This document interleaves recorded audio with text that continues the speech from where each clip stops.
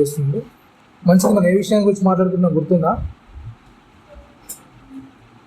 తరల వెనుకున్న దేవుని తలంపు అనే విషయాల్లో మోషే గారి ద్వారా జరిగిస్తున్న క్రియలు, అవునా కదా?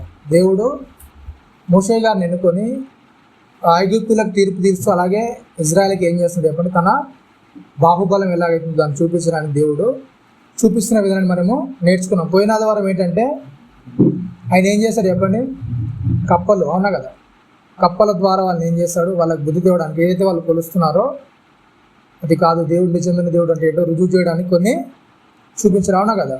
మీకు దేవుని యొక్క క్రియలు గమనించినట్టయితే ఆయన క్రియలు అనేవి ఎలా ఉంటాయి చెప్పండి, ఆశ్చర్యంగా ఉంటాయి, అవునా కదా? ఎప్పుడు ఒకేలా ఉండేవి కావు, అవునా కదా? 2 తెగుళ్ళ గురించి ముందుగా హెచ్చరించిన దేవుడు ఈ 3వ తెగులకు వస్తాను ఏం చేస్తాడు చెప్పండి,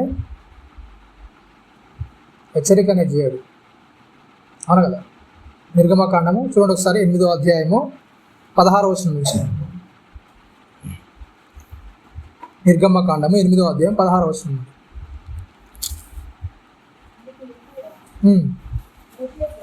మోషేతో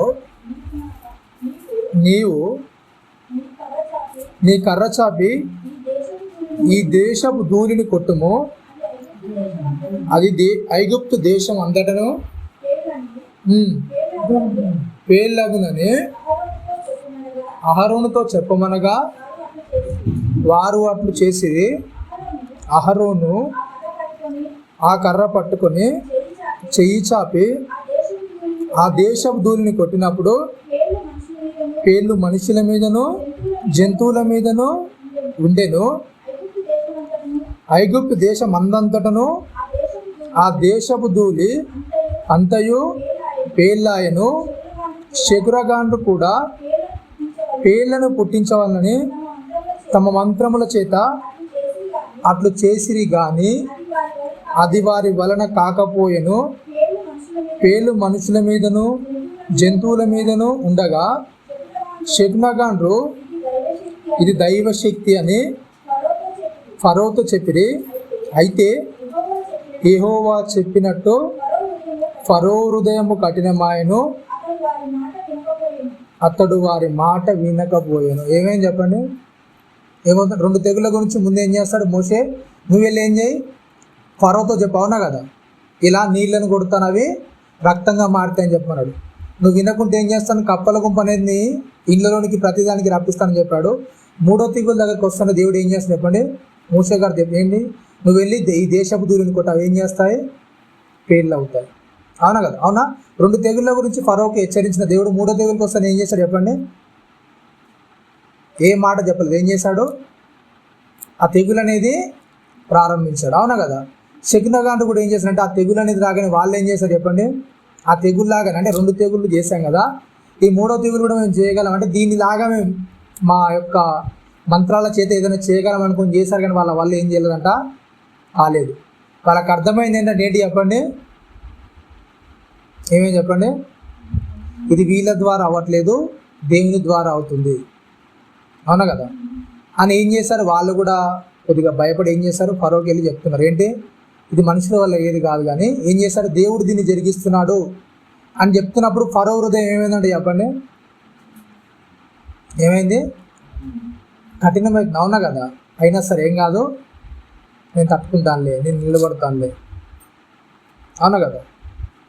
అవునా? ఫరో అయితే ఏం చేసిన చెప్పండి, అంటే దేవుడు హెచ్చరిస్తున్నాడని తెలిసిన ఫస్ట్ అంటే మామూలుగా చెప్పారు, అయిపోయింది, వాళ్ళు కూడా చేస్తారు, అయిపోయింది. కానీ 3వ తెగులకు వస్తాను ఏంటంటే వాళ్ళ శకునగాండ్రు ఏంటి చెప్పండి, ఇది దేవుని చేత అవుతుంది, అవునా కదా? దేవుడు మనకు తీర్పు తీస్తున్నాడు, దేవుడు మనల్ని హెచ్చరిస్తున్నాడు అని చెప్పినా కానీ ఏమైందంటే చెప్పండి, ఫరోకు ఇంకా హృదయాన్ని కఠినపరుచుకుంది. దేవుడు ఏమైతే చెప్పాడో ఫరో నీ మాట్లాడు ఏం చేస్తాడు, కఠినపరుచుకున్నాడు, ఏదైతే చెప్పాడో ఫరో కూడా ఏం చేస్తున్నాడు, తన గర్వాన్ని అంటే తను తాను తగ్గించుకోవడానికి ఏం చేయట్లేదు, ఇష్టపడట్లేదు, అవునా కదా? సామెతల గ్రంథంలో ఒక మాట ఉంటుంది, 16-18 వచనం చూడండి. సామెతల గ్రంథము 16-18 వచనంలో ఏంటంటే నాశనమునకు ముందు గర్వము నడుచును, పడిపోవుటకు ముందు అహంకారమైన మనస్సు నడుచును. ఏమవుతుందంటే చెప్పండి, ఏమవుతుంది చెప్పండి, నాశనం రావాలంటే ఏం కావాలి అప్పుడు ఏం నడుస్తుందంట? గర్వం నడుస్తుంది. అవునా కదా? ఎంత మంచిగా చెప్పారు, ఎంత చక్కగా చెప్పారు. అయినా కానీ ఆయన తినడానికి ఏమవుతుంది చెప్పండి? ఆ మనస్సు అనేది ఒప్పుకోవడం లేదు. అవునా కదా? వాళ్ళకు నేనెందుకు సాగిలపడాలి, వాళ్ళకు నేనెందుకు ఒప్పుకోవాలి, వాళ్ళు నేనెందుకు వదిలేయాలి? అవునా కదా? ఏమవుతుందంటే చెప్పండి, చెప్తున్నాడు ఏంటంటే నాశనానికి ముందు ఏమవుతుందంట? గర్వం నడుస్తుంది. పడిపోవడానికి ముందు ఏంటంట? అహంకారమైన మనస్సు నడుస్తుందని చెప్తున్నాడు. ఫరోలో దేవుడు చూస్తుంటే ఈ రెండు కూడా ఏంటి? ఫరో దగ్గర చూస్తున్నాడు. ఆయన తగ్గడానికి ఇష్టపడట్లేదు, తగ్గించుకోవడానికి ఏం చేయట్లేదు, తాను దీనునిగా ఉంచుకోవడానికి ఏం చేయట్లేదు, ఇష్టపడట్లేదు. అదే విషయం దేవుడు మనతో మాట్లాడుతున్నాడు. ఏంటంటే చెప్పండి, మనం కూడా ఒకవేళ ఫరోలా ఉన్నాం. అవునా కదా? ఆ గర్వంతో ఏంటంటే చెప్పండి, ఏంటంట? నాశనానికి ముందు ఏం నడుస్తుంది చెప్పండి? గర్వం. అవునా? నువ్వు చెడిపోతున్నావు, పడిపోతున్నావు తెలిసినా కూడా నీ మనసు మార్చుకోవడానికి నీకు ఇష్టం లేదా? అలాగే ఇంకేంటంటే చెప్పండి, పడిపోవడానికి సిద్ధంగా ఉన్నా సరే ఏమవుతుందంటే చెప్పండి, అహంకారమైన మనస్సు అనేది మనకి ఏం చేస్తుంది? తప్పని తెలిసినా సరే, అది సరైన పద్ధతి కాదని తెలిసినా సరే ఏం చేస్తుందంట? అహంకారమైన మనస్సు అనేది మనల్ని దేవుని తట్టు నడవకుండా, దేవుని దగ్గరికి మనం వెళ్ళకుండా ఏం చేస్తుంది చెప్పండి? ఆ మనస్సు అనేది మనల్ని అడ్డుకుంటూ ఉంటుందంట. మరి గర్వాన్ని ఎలా వస్తాయి? గర్వం అనేది, గర్వం రావడానికి కారణం ఏంటి? అవునా కదా? గర్వం దేనివల్ల వస్తుంది మనకు? దేనివల్ల గర్వం వస్తుందండి? లేవియకాండం 26వ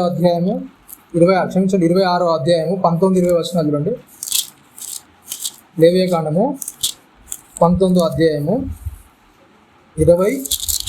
19-20 వచనాలు.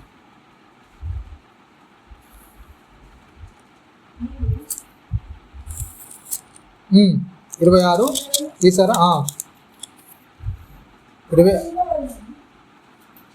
లేవియకాండము 26వ అధ్యాయము 19-20 వచనాలు.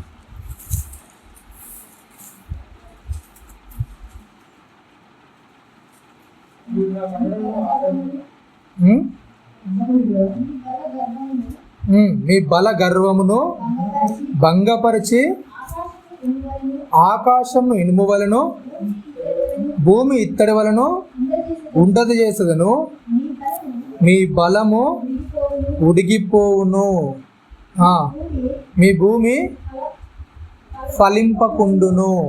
దేనివల్ల వస్తుందంట గర్వం? దేనివల్ల వస్తుంది చెప్పండి? దేనివల్ల వస్తుందంటండి? ఏం చేస్తుంది? మనకు బాగా బలం ఉండి, అవునా కదా, తినడానికి బాగా తింటుంటే ఏమవుతుంది చెప్పండి? ఏమవుతుంది? మనకు బాగా సమృద్ధిగా ఉండి, అవునా కదా, అన్ని సమృద్ధిగా ఉండి, అవునా కదా, ఏది కావాల్సి అది మన దగ్గరికి వస్తున్నప్పుడు ఎలా ఉంటుంది మనకు? అవునా కదా? మనం పని చేసుకోగలిగి, కష్టం చేసుకోగలిగి, మన బలం మనకు ఉన్నప్పుడు, మనం ఏది చేయాలంటే అది చేయగలిగినప్పుడు, అవునా కదా, మనకి ఏదంటే అది మన దగ్గరికి వస్తున్నప్పుడు ఏమవుతుంది చెప్పండి? ఏమవుతుంది? అవునా కదా?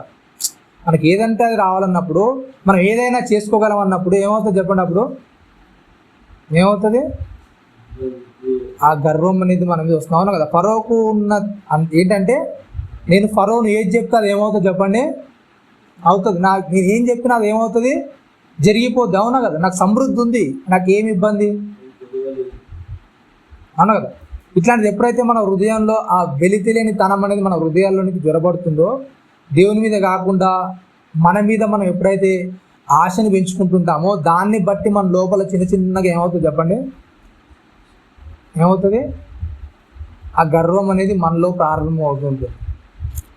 అవునా కదా? నాకు కొదవలేదు, నాకేం తక్కువ, అవునా కదా, వీళ్ళందరికంటే నాకేం తక్కువ, అందరికంటే నేను గొప్పను కదా, అందరికంటే నేను చాలా ఉన్నోను కదా, అందరికంటే నేను ఎక్కువ సంపాదిస్తున్నాను కదా, ఇప్పుడు అందరికంటే నాకు మంచి ఉద్యోగం ఉందా, ఇప్పుడు అందరికంటే ఎక్కువ నేను గొప్పగా ఉంటున్నానా, లగ్జరీస్గా ఉంటున్నానా, ఇవన్నిటిని బట్టి లోపల ఏమవుతుందంటే చెప్పండి?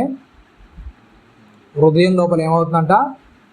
గర్వం అనేది ప్రారంభం అవుతుంది. అలాగే మన ఆరోగ్యాన్ని బట్టి కూడా ఏమవుతుంది చెప్పండి? మన గర్వం అనేది ప్రారంభం అవుతుంది. అలాగే రెండో విషయం, ముందు 2వ రాజుల గ్రంథము 20వ అధ్యాయము 13వ వచనం. రాజులు 2వ గ్రంథము 20వ అధ్యాయము 13వ వచనం.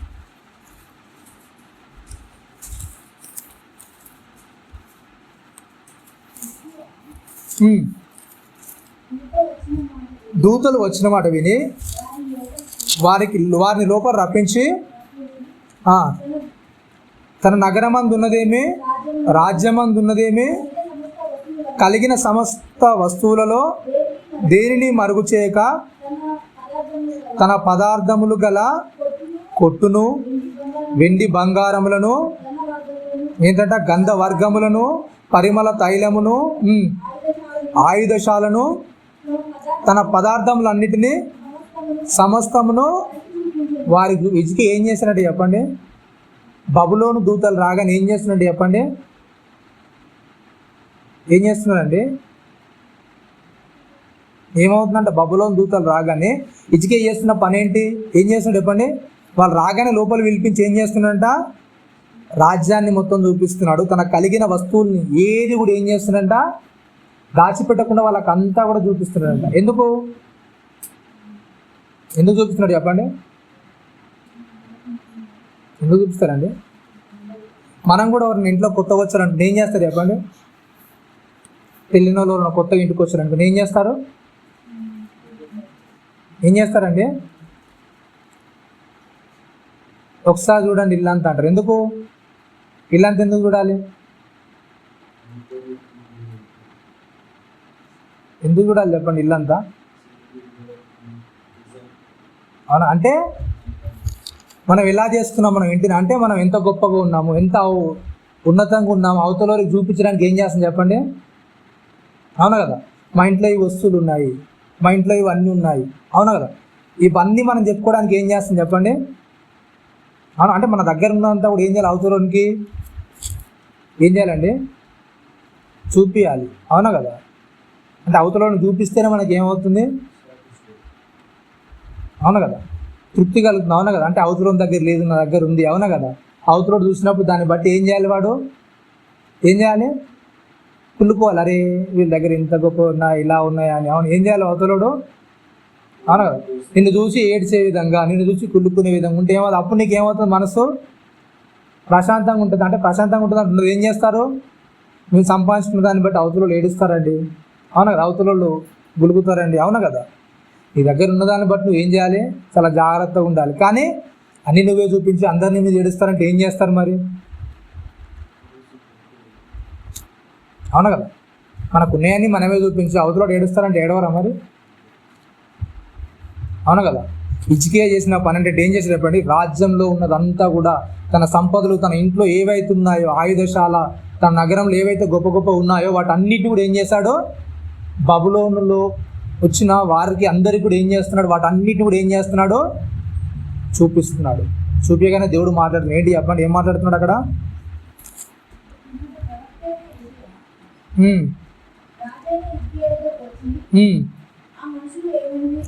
ఆ మనుషులు ఏమనిది?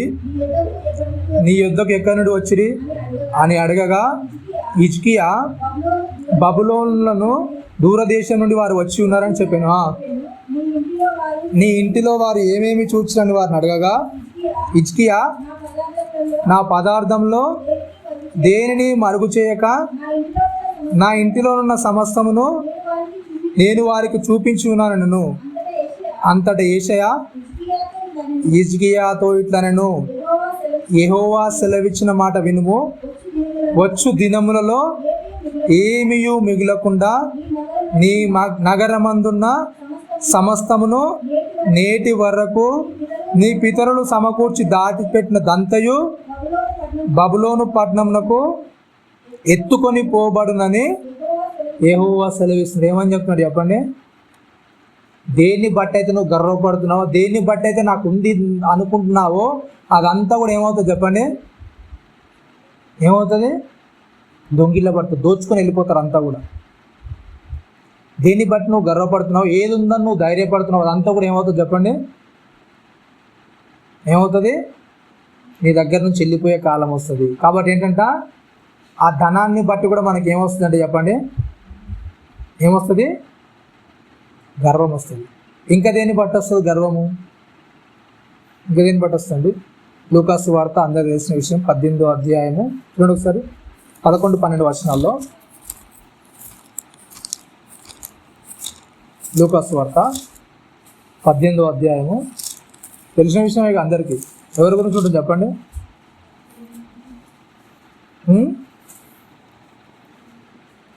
చూడండి 18వ అధ్యాయం 11, 12 వచనాలు. లూకాసు వార్త.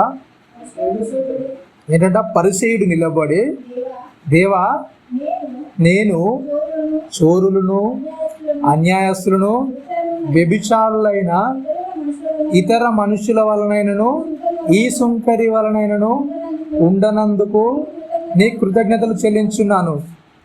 వారమునకు 2 మార్లు ఉపవాసం చేయించు నా సంపాదన అంతట్లో 10వ వంతు చెల్లించున్నానని తనలో తాను ప్రార్థించుంది. ఇంకొక గర్వం ఏంటంటే చెప్పండి, ఇంకో గర్వం ఏంటంటే ఇంకో గర్వము ఏంటంట, అందరిని చూస్తూ అందరికంటే నేనే బాగున్నాను, వీళ్ళు ఇలా ఉన్నారు, వాళ్ళు అలా ఉన్నారు. అవునా? వీళ్ళకి దేవునిలో సరిగా నడవనీకి రాదు, వీళ్ళు దేవునిలో సరిగా ఉండనీకి రాదు. అవునా కదా?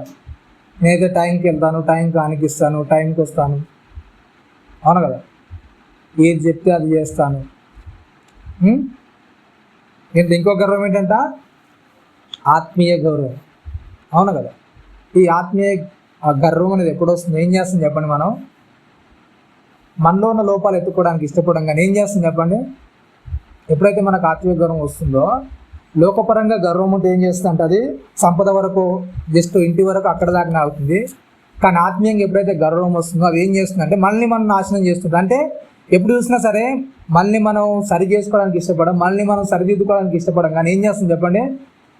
అవతలోని తప్పులు ఎత్తుకోవడానికి, అవతలంలో లోటుపాట్లు ఎత్తుకోవడానికి.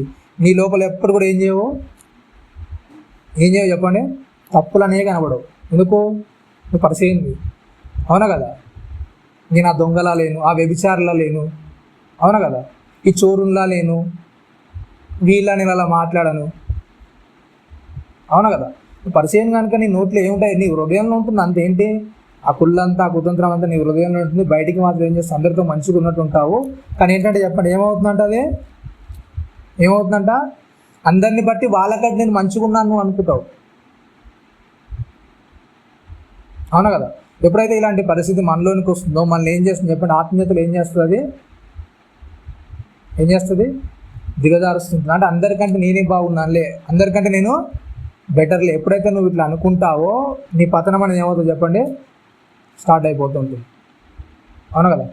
అందరికంటే నేను పర్లేదు, బాగున్నాను, ఆత్మీయతలో దేవుణ్ణిలో చాలా చక్కగా ఎదుగుతున్నాను. నువ్వు ఎప్పుడైతే నువ్వు కాన్ఫిడెంట్ అవుతుంటావో అప్పుడు ఏమవుతుంది చెప్పండి? నువ్వు జాగ్రత్త చూసుకోవాల్సిందే. అవును కదా? అది నేను చెప్పట్లేదు, ఎవరు చెప్తున్నారు? యేసుక్రీస్తు వారు చెప్తున్నారు. ఏంటంటే చెప్పండి, సుంకరు పరిసయ్యుడు ఇద్దరు ఏం చేస్తున్నారంట? ప్రార్థన నిలబడ్డాడు. సుంకరు ఏం చేస్తున్నాడు చెప్పండి? వీళ్ళకాళ్ళకున్న తేడా ఏంటంటే చెప్తున్నాడు అక్కడ. ఏంటంటే ఆ సుంకరి దూరముగా నిలిచుండి ఆకాశంలో కళ్ళెత్తకైనను ధైర్యము చాలక రొమ్ము కొట్టుకొనుచు, దేవా పాపినైన నన్ను కరుణించమని. ఏం చేస్తున్నాడ సుంకరి? ఏం చేస్తున్నాడండి? ఏం చేస్తున్నాడు? ఎక్కడ చూడడానికి ధైర్యం చాలుతుందంటే ఆయనకు? ఎక్కడికండి? ఆకాశం వైపు. అంటే ఆకాశం పైన దేవుడు ఉంటాడని తెలుసు, ఆకాశం పైకి చూడడానికి కూడా ఆయనకి ఏం చేయట్లేదంట? ధైర్యం సరిపోదు. మరి మనకున్న ధైర్యం ఏంటి? దేవుని సంఘానికి వచ్చి కూడా ఇలా ఉంటున్నాం అంటే మనకున్న ధైర్యం ఏంటి మరి? అవునా కదా? తప్పు చేస్తున్నాడని తెలుసు, బాధపడుతున్నాడు. ఆ బాధ ఏం చేస్తున్నాడంటే ఆకాశం వైపు చూసి దేవుణ్ణి ప్రార్థిద్దామన్నా ఆయనకి ఏమవుతుంది చెప్పండి? భయం వేస్తుంది. నన్ను నేను సరి చేసుకోవాలి, దేవుళ్ళు ఇంకా ఉన్నతంగా ఉండాలని. ఏం చేస్తున్నట్టు ఆయన భయపడి, భయం కలిగి ఏం చేస్తున్నట్టు ఆయన ఆకాశం వైపు చూడడానికి ఆయన భయపడుతున్నాడు. దేవుని సన్నిధిలోకి వచ్చిన తర్వాత కూడా మనకు భయం లేకుండా ఎలా? అవును కదా? ఎక్కడో దూరంగా నిలబడ్డాడంట. దేవుని సన్నిధి ఎక్కడో ఉంటే ఎక్కడో దూరంగా నిలబడి ఏం చేస్తున్నాడు? ఆకాశం వైపు చూడడానికి కూడా భయపడుతూ ఏం చేస్తున్నాడండి? ఆకాశం వైపు కూడా చూడడానికి భయపడుతూ ఏం చేస్తున్నాడంట? దేవునికి ప్రార్థన చేస్తున్నాడు. నేను తప్పు చేస్తాను, నేను తప్పులో ఉన్నాను, నన్ను నేను ఏం చేసుకోవాలి? క్షమించు ప్రభువా, నేను ఎలా రావాలని ఏం చేస్తున్నాడు? తను తాను సరి చేసుకోవడానికి ఇష్టపడుతున్నాడు. మరి దేవుని వాక్యాన్ని వింటున్నాం మనం, దేవునికి దగ్గరగా అవుతున్నామని, మనం దేవుని సన్నిధిలోకి వస్తున్నాం అనుకుంటున్నాం. మనము నిజంగా దేవునితో అంత ఆత్మీయంగా ఉండడానికి ఇష్టపడుతున్నామా? అవును కదా? మన లోటుపాట్లు, మన తప్పులు, వాటన్నిటిని కూడా సరి చేసుకోవడానికి నిజంగా దేవుని సన్నిధిలో మన హృదయాన్ని కుమ్మరించడానికి ఇష్టపడుతున్నాం చెప్పండి? అవునా కదా, నేను చేస్తున్నట్టు చెప్పండి. అయితే సుంకరి దూరంగా నిలుచుండి ఆకాశం వైపు కనులెత్తుటకైన నువ్వు ధైర్యం చాలక రొమ్ము కొట్టుకొనుచు, దేవా పాపినైనా నన్ను కరుణించమని పలికెను. అతని కంటే ఇతడు ఏం చేస్తాడంట? ఎందుకు ఈ మాట చెప్తున్నాడంటే కింది మాటలు చెప్తున్నాడు కొద్దిగా. నీతిమంతునిగా తీర్చబడి తన ఇంటికి వెళ్ళనని చెప్తున్నాను. తన్ను తాను హెచ్చించుకున్నవాడు తగ్గించబడిననియు, తన్ను తాను తగ్గించుకున్నవాడు ఏం చేస్తాడంట? హెచ్చించబడి ఏం చేస్తాడంట? ఎప్పుడైతే మనల్ని మనం తగ్గించుకుంటామో, మనల్ని మనం జాగ్రత్తగా ఉంచుకుంటామో, దాన్ని బట్టి ఏం చేస్తామంటే చెప్పండి, ఏం చేస్తాం? దేవుల్లో ఉన్నతంగా మనము ఎదగలుగుతాం.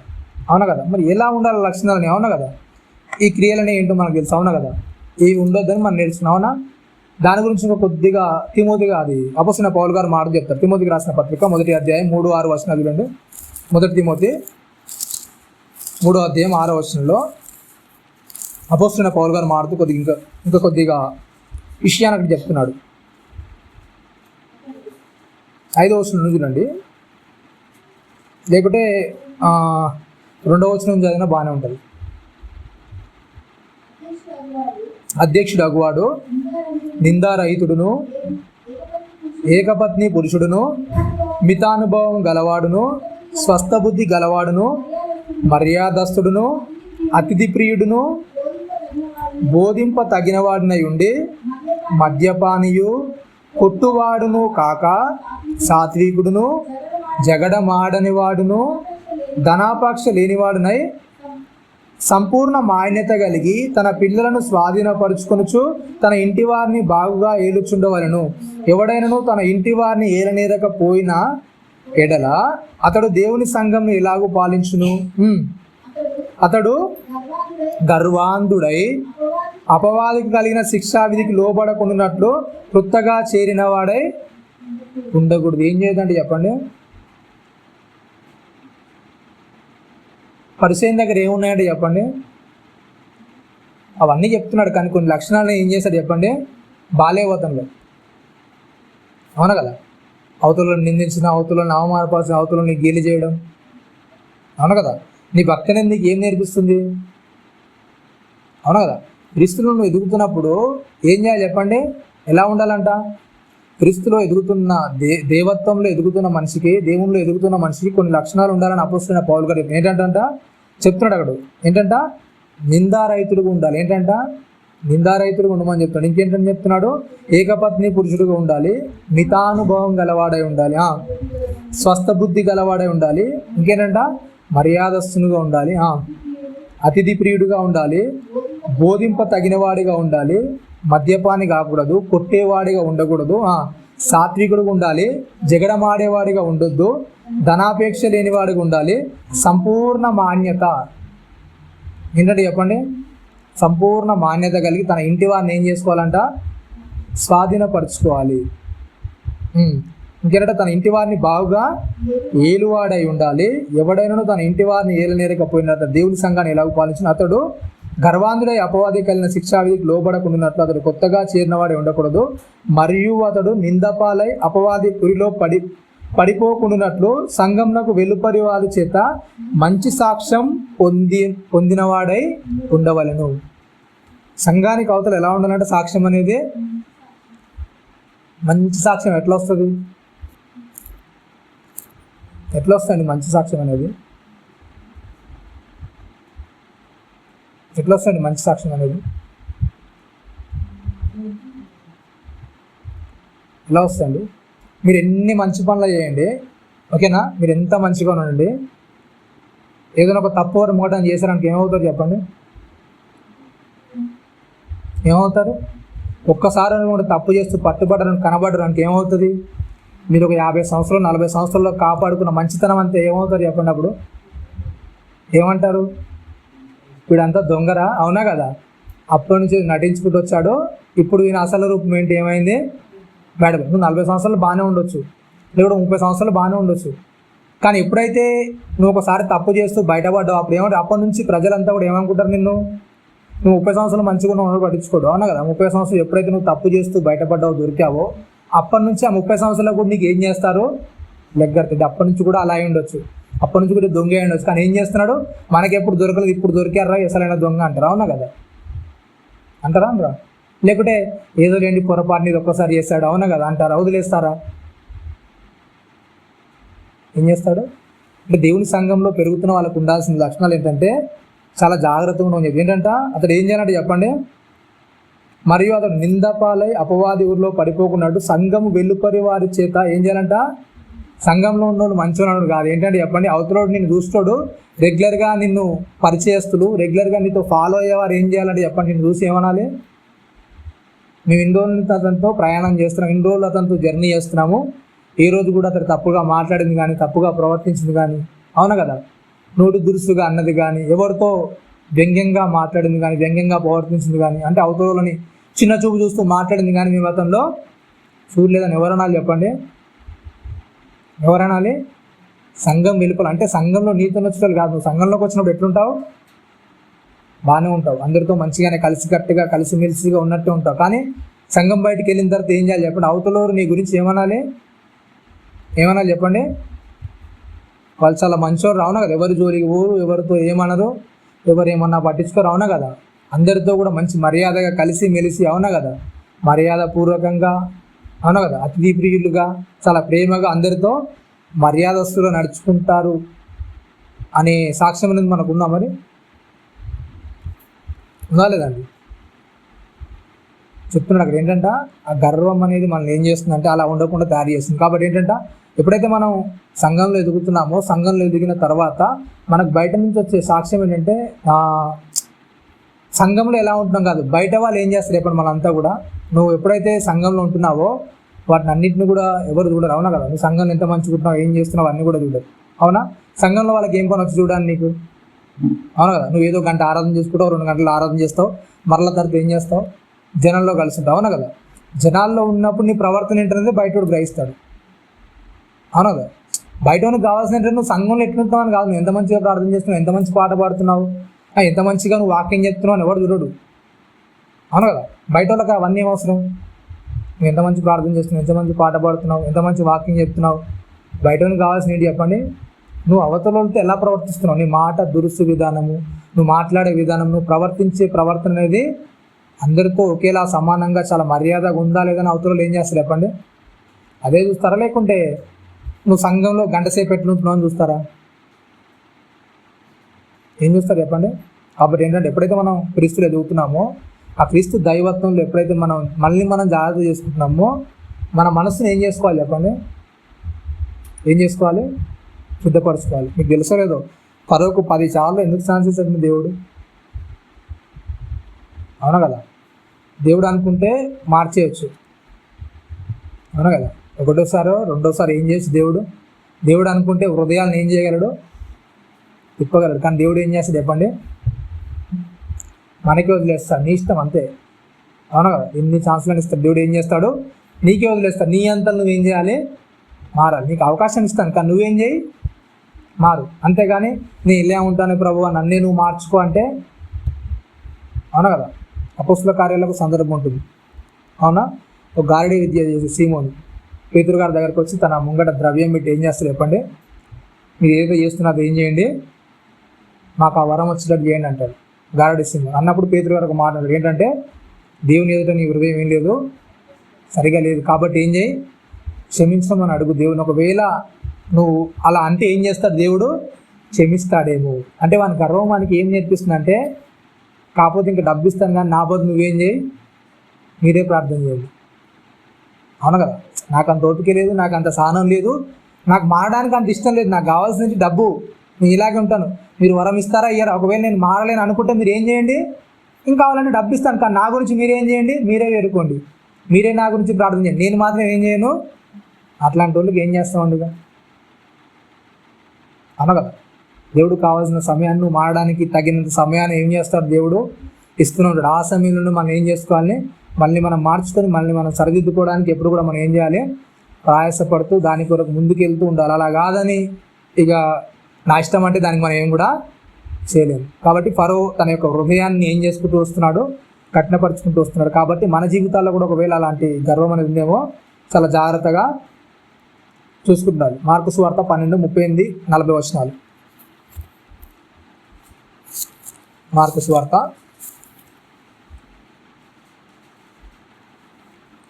12:38-40.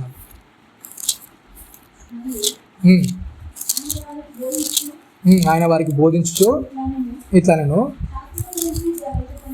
శాస్త్రుల గురించి జాగ్రత్త పరుడి, వారు నిలువుటంగులు ధరించుకొని తిరుగుటను, సంత వీధులలో వందనములను, సమాజ మందిరంలోను, అగ్రపీఠములను, బిందులలో అగ్రస్థానములు కోరుచు, విధవరాళ్ళ ఇండ్లను దిగమింగుచు, మాయావేషముగా దీర్ఘ ప్రార్థనలు చేయుదురు. వీరు మరీ విశేషముగా శిక్ష పొందుదురు. ఏంటంట యేసుక్రీస్తు వారు చెప్తుంది ఏంటంటే చెప్పండి, కొద్దిగా మనుషుల గురించి ఏం చేయాలంటే చెప్పండి, ఏం చేయాలంట, కొద్దిగా జాగ్రత్త ఉంది. ఎందుకు చెప్పండి? ఎందుకంటే మనం ఎప్పుడైతే వాక్యంలో చదువుతున్నామో, వాక్యంలో మనం ఉంటున్నామో మనకు తెలుస్తుంది ఎవరు ఎలాంటి వారు. అవునా కదా? ఎందుకంటే మనం దేవుని వాక్యాన్ని చదువుతున్నప్పుడు మనుషులు నిజంగా ఆ దేవుని వాక్యాన్ని సంబంధించి వాళ్ళు బ్రతుకుతున్నారా, లేకుంటే వాళ్ళ ఇష్టాన్ని బట్టి వాళ్ళు బ్రతుకుతున్నారో మనకేం తెలుస్తుంది చెప్పండి? తెలుస్తుంది. కాబట్టి ఒక వ్యక్తిని నువ్వు వెంబడించేటప్పుడు, ఒక వ్యక్తిని నువ్వు స్వీకరించేటప్పుడు ఆ వ్యక్తి విషయాలు ఏం చేయాలంటే చెప్పండి, వాళ్ళు ఎలా ఉన్నారు. అవునా కదా? వాళ్ళని నేను అనుసరించవచ్చా లేదా అనేది ఏం చేయాలి, నువ్వు ఏం చేయాలి చెప్పండి? జాగ్రత్త మళ్ళీ మనం ఏం చేసుకోవాలంట, చూసుకోవాలి. ఎందుకంటే వాళ్ళను బట్టి మనకు కూడా ఆ క్రియలు ఏం చేస్తాయి చెప్పండి, వచ్చేస్తాయి. అవును కదా? వాళ్ళు ఎలా ఉంటే వాళ్ళ బిహేవియర్ అనేది మనం బిహేవ్ చేయడానికి ప్రయత్నిస్తాం. అవును, వాళ్ళు గొప్పలకు పోయి గొప్ప ఉండాలనుకున్నాను అనుకోండి, మనం కూడా ఏం చేస్తాం, వాళ్ళని చూస్తూ అలాగే తయారవుతాం. అవును కదా? దేవుడు కోరుకున్నది దీన మనస్సు, దీనంగా మన అవతల పట్ల చాలా జాగ్రత్తగా ఉండాలని దేవుడు కోరుకుంటాడు. అలా కాకుండా మనం గొప్ప వాళ్ళని చూస్తూ అలా బ్రతకాలి, అలా నేను ఉండాలని ఎప్పుడైతే ప్రయత్నం చేస్తామో మన భక్తి అనేది వ్యర్థమవుతుంది. ఆ విషయాల్లో చాలా జాగ్రత్త చూసుకోవాలి. ఓకేనా? అపోస్తుల కార్యములు 12:21-23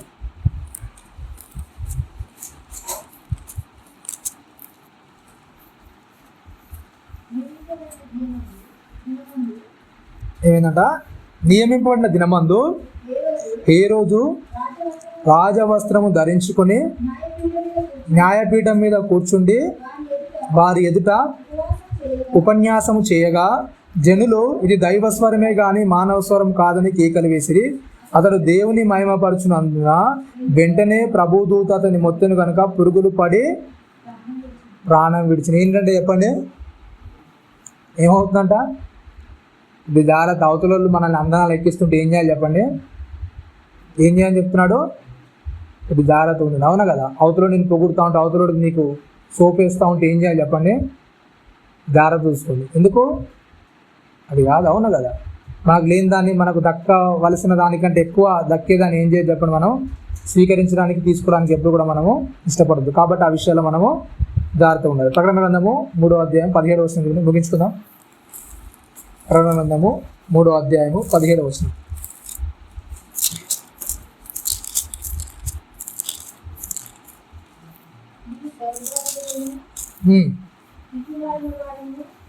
నీవు దౌర్భాగ్యుడును, దిక్కుమాలిన వాడవును, దరిద్రుడును, గుడ్డివాడవును, దిగంబరై ఉన్నావని ఎరుగక నేను ధనవంతుడను, ధనవృద్ధి చేసుకొని ఉన్నాను, నాకేమీయూ కొదవలేనని చెప్పుకొనుచున్నావు. నీవు నీ ధనవృద్ధి చేసుకున్నట్లు అగ్నిలో పుటం వేయబడిన బంగారంను నీ దుసముల సిగ్గు కనబడకున్నట్లు ధరించుకున్నటకు తెల్లని వస్త్రములను, నీకు దృష్టి కలుగునట్లు నీ కళ్ళకు కాటికను నా యొద్ద కొనుమని నీకు బుద్ధి చెప్పుచున్నాను. నేను ప్రేమించు వారందరిని ఏంటంట గద్దించి శిక్షించున్నాను కనుక నీవు ఆసక్తి కలిగి ఏంటంట, ఏమని చెప్తున్నాడు, ఏం చేయాలంటే చెప్పండి, నేను ప్రేమించే వారందరూ కూడా దేవుడు ప్రేమించే వారందరూ కూడా ఇచ్చేది ఏంటంట, ఏం చేస్తాడో మామూలుగా చెప్పాడు. ఏం చేస్తాడు చెప్పండి, ఎలా చెప్తాడంట, గద్దిస్తాడు. అవునా కదా? అంటే అవి గద్దించడం అంటే ఏంటంటే మనకు నచ్చవు అంతే. అవునా కదా? చాలా సందర్భాల్లో మనుషులు అంటాడు ఏంటంటే, యథార్థవాది ఏం చేస్తాడంటే లోకానికి ఈరోజు కొంటే ఎందుకు వాడు మంచి చెప్తాడు, ఏది చెప్పినా కరెక్టే అంటాడు కాబట్టి వానికి ఎవరికి కూడా ఆ మాటలు ఏం చేయవు, నచ్చవు. అవును కదా, అది చెప్పేది కరెక్టే అని తెలుసు, అలా ఉంటే బాగుంటుందని తెలుసు, కానీ వాడు చెప్పేదాన్ని ఏం చేస్తారు చెప్పండి, త్రోసేస్తారు, అలా ఉండడానికి ఇష్టపడరు. అవును కదా, కాబట్టి దేవుడు చెప్పే మాటలు కూడా ఏం చేస్తాయి చెప్పండి, బాధ అనిపిస్తాయి, మనకు నొప్పి అనిపిస్తాయి, మనల్ని ఏం చేస్తాయి, గాయపరుస్తాయి. కానీ ఏంటంటే ఎప్పుడైతే అవి స్వీకరించి నిన్ను మార్చుకోవడానికి ఇష్టపడతావో అవి తర్వాత ఏం చేస్తాయి చెప్పండి, ఏం చేస్తాయండి, ఎప్పుడైతే దేవుని మాటలు మనం స్వీకరించడానికి మళ్ళీ మనం మార్చుకోవడానికి ఎప్పుడైతే సిద్ధంగా ఉంటావో ఈ గద్దించిన మాటలే, ఈ నొప్పించిన మాటలే ఎప్పుడైతే మనకి ఇష్టం అవుతాయో ఎలా అనిపిస్తాయి చెప్పండి. అవి భక్తులు రాస్తూ కీర్తనకారు చెప్తాయి ఏంటంటే జుంటి తేనె దారుల కంటే ఏంటంటే చెప్పండి ఏమవుతుందంటే చెప్పండి, మధురంగా ఉంటాయండి దేవుని మాటలు. అవును కదా, ఒకప్పుడు నొప్పించిన మాటలు, ఒకప్పుడు గద్దించిన మాటలు, ఒకప్పుడు నువ్వు సరి చేయడానికి ఇష్టపడిన మాటలే ఎప్పుడైతే నువ్వు సరి చేయబడుతుందో దేవుని వాక్యాన్ని నువ్వు ఆ రుచిని, ఆ టేస్ట్ నువ్వు తెలుసుకోవడానికి ఇష్టపడతావు, అన్నీ కూడా ఏమవుతాయి చెప్పండి, ఒకప్పుడు నిన్ను నొప్పించిన మాటలు, ఒకప్పుడు నిన్ను బాధించిన మాటలు, కానీ ఎప్పుడైతే నువ్వు దేవుని మాటను స్వీకరిస్తూ దాన్ని ఇష్టపడుతుంటావో ఆ మాటలన్నీ కూడా నీకు ఏమనిపిస్తాయి చెప్పండి, ఏమనిపిస్తాయి, రుచిగా మధురంగా అనిపిస్తాయి. ఎప్పుడు అవి మనం స్వీకరించడానికి ఇష్టపడ్డప్పుడు. అవును కదా, నీలో ఉన్న తప్పులు లోపాలు అన్నీ కూడా సరి చేసుకుంటూ దేవుని మాట ప్రకారం నడుచుకుంటూ వెళ్తున్నావు అనుకోండి, అప్పుడు ఏమవుతుంది చెప్పండి, దేవుని మాటలు వింటున్నా కొద్ది ఏమవుతుంది నీకు, ఏమవుతుంది చెప్పండి, ఆ రుచి అనేది తెలుస్తూ ఉంటుంది. అవును కదా, ఆ టేస్ట్ అనేది తెలుస్తూ ఉంటుంది. అవును కదా, అవునా, ఎప్పుడైతే అట్లాంటి దేవుని రుచిని మనం ఎరుగుతామో, అట్లాంటి దేవుని రుచిలోనికి మనం వెళ్తాం, అప్పుడు ఏమవుతుంది చెప్పండి, మళ్ళీ మనం పూర్తిగా మళ్ళీ మనం సరి చేసుకోవడానికి ఇష్టపడతాం. అవును కదా, ఎప్పుడైతే గద్దింపునకు భయపడి ఈ దేవుని మాటలకు అమ్మో ఇలా ఉండాలి, అమ్మో ఇలా అంటాడని ఎప్పుడైతే మనం భయపడి పక్క జరుగుతామో దాన్ని బట్టి మన హృదయాలు ఏం చేయవు, పక్క జరగవు, ఆ గద్దింపును స్వీకరించవు, దేవుళ్ళు మనం మారడానికి ఇష్టపడం. కాబట్టి చాలా జాగ్రత్తగా మళ్ళీ మనం సరి చేసుకుంటూ సిద్ధపరచుకుంటూ మనలో ఉన్న గర్వాన్ని ఏం చేసుకోవాలి చెప్పండి, ఏం చేయాలి, తొలగించుకోవాలి. అవునా కదా, ఏదైనా ఒక రోజులో అయిపోయేది కాదు. అవునా, కాబట్టి ప్రతి విషయాల్లో మనల్ని మనం ఏం చేసుకోవాలి, సరి చేసుకోవాలి. దీన మనస్సులుగా ఉండాలి, అందరితో కూడా చాలా జాగ్రత్తగా మర్యాదస్తులుగా. అవునా కదా, మన ప్రవర్తన కానీ మన నోటి మాట కానీ ప్రతి విషయాల్లో కూడా ఏం చేయాలి చెప్పండి. అవునా కదా, అవతలోరు మెచ్చే విధంగా ఉండాలి తప్ప మనల్ని ఏదో తప్పు పట్టి ఇలాంటి వారా, తొందరపాటు వారా అనే విధంగా మన భక్తి జీవితం అనేది ముందునకూడదు. అవునా కదా, ఎందుకంటే ఒక్క మాటను బట్టి అయినా సరే మనకి ఏమవుతుంది చెప్పండి, ఏమవుతుంది, నువ్వు ఒక 30 సంవత్సరాలు 40 సంవత్సరాలు కాపాడుకున్న సాక్ష్య జీవితం అంతా కూడా ఏమవుతుంది చెప్పండి, ఏమవుతుంది, ఒక తప్పును బట్టి ఒక మాటను బట్టి ఏమవుతుంది చెప్పండి, అదంతా కూడా వృధా అయిపోతుంది. కాబట్టి ఏంటంటే ఎప్పుడైతే క్రీస్తులోనికి మనం వస్తున్నామో మనం ఒక్కరిని చూస్తాం, మనల్ని ఏం చేస్తారు, ఉన్న 1000 కళ్ళు మొత్తం మనల్ని చూస్తాం. అవునా కదా, మన ఒక్కరిని మాత్రం చూస్తాం, వాడు బాలేడు, వీడు పరిచయుడు ఎలాగంటున్నాడు, సుంకర్లా లేడు. అవునా కదా, నేను వ్యభిచారంలో లేను, దొంగలో లేను అని ఎలాగైతే మనము ఒక 10 మందిని టార్గెట్ చేస్తుంటామో ఆ 10 మంది కంటే ఎక్కువ మనల్ని ఏం చేస్తారు చెప్పండి, నువ్వు ఎంత భక్తిగా ఉంటున్నావు, ఎంత నిజాయితీగా ఉంటున్నావు, ఏం చేస్తారు, నేను కూడా పరిశోధిస్తూ పరీక్షిస్తూనే ఉంటారు. అవునా, ఎప్పుడైతే నీ లోపల ఆ చెడు ఆ తప్పు దొరికింది అనుకోండి ఏమవుతుంది చెప్పండి, నీ పని ఏమవుతుందిగా, నువ్వు కాపాడుకున్న భక్తి జీవితం అంతా కూడా వృధా అయిపోతుంది. కాబట్టి చాలా జాగ్రత్త ఉండాలి. చాలా సందర్భాల్లో భక్తులు మాట్లాడుతూ విసిరిన సవాళ్ళు ఏంటంటే అన్నీ కూడా వాళ్ళ క్యారెక్టర్ విషయమే వాళ్ళ సవాళ్ళన్నీ ఉంటాయి.